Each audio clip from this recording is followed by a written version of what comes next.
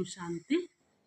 आज का मुरली तारीख 14 मार्च 2025। सभी को हैप्पी होली का मुबारक हो सभी को। आज का मुरली, मीठे बच्चे तुम्हारे चेहरा सदा खुश नमः चाहिए, हमें भगवान पढ़ाते हैं, यह ಖುಷಿ चेहरे से झलकनी चाहिए।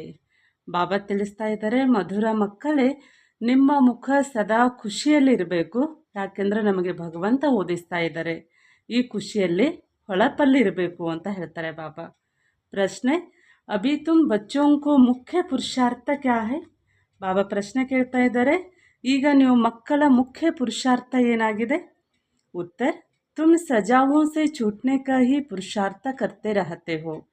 ಉತ್ತರ ಹೇಳ್ತಾರೆ ಬಾಬಾ, ನೀವು ಶಿಕ್ಷೆಗಳಿಂದ ಬಿಡುಗಡೆ ಆಗಲು ಪುರುಷಾರ್ಥ ಮಾಡ್ತಾ ಇದ್ದೀರಿ।